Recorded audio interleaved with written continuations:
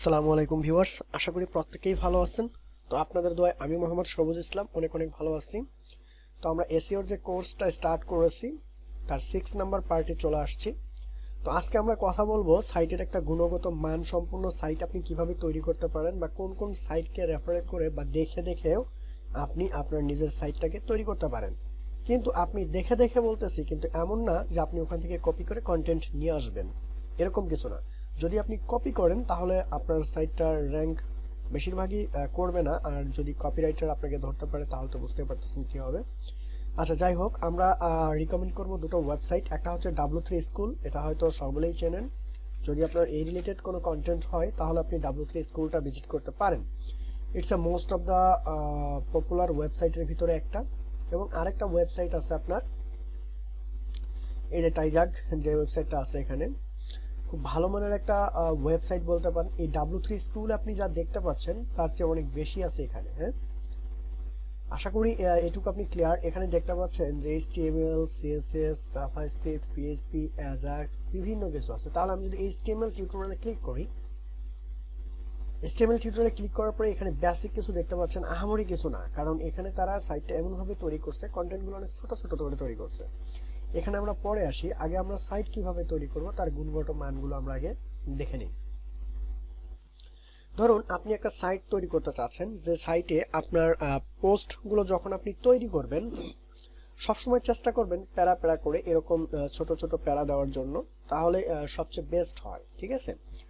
আর যখন এই ফন্টের সাইজগুলো আপনি নির্ধারণ করবেন, ফন্টের সাইজগুলো আপনি যদি ইংরেজিতে দিতে চান, মানে ইংরেজিতে, তাহলে এই ফন্টের সাইজ হবে আপনার 13 থেকে 14।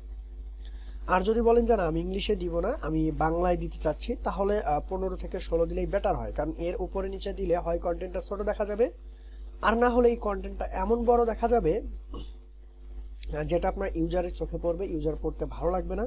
এবং এই যে টাইজাগ যে ওয়েবসাইটটা আছে, দেখুন এর কন্টেন্টগুলো দেখতে পাচ্ছেন, এই যে কি সুন্দর, একদম স্টেপ বাই স্টেপ আপনি বোঝার মতো। যারা ইংলিশ একটু বুঝেন তাদেরকে রিকমেন্ড করব এই ওয়েবসাইটটা ভিজিট করার জন্য। আর যদি ইংলিশ একদমই না পারেন তাদের জন্য আছে গুগল ট্রান্সলেট।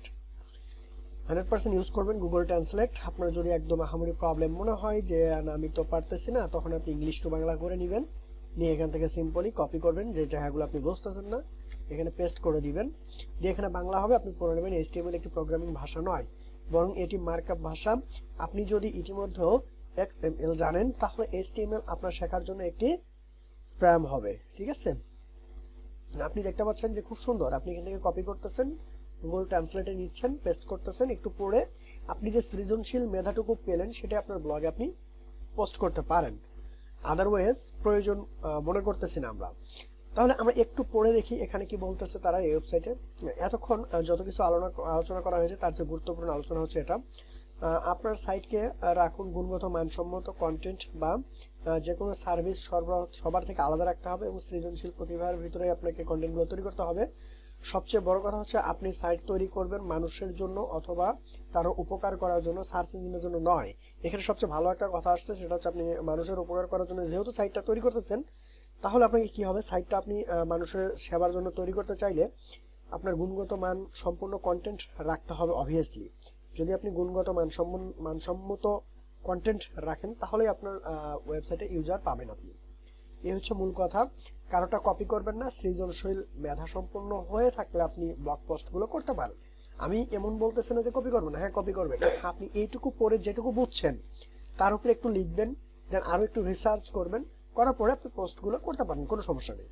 তো thank you so much watching this tutorial. Next tutorial আমরা আবারও কথা বলবো অ্যানকর ট্যাগ নিয়ে।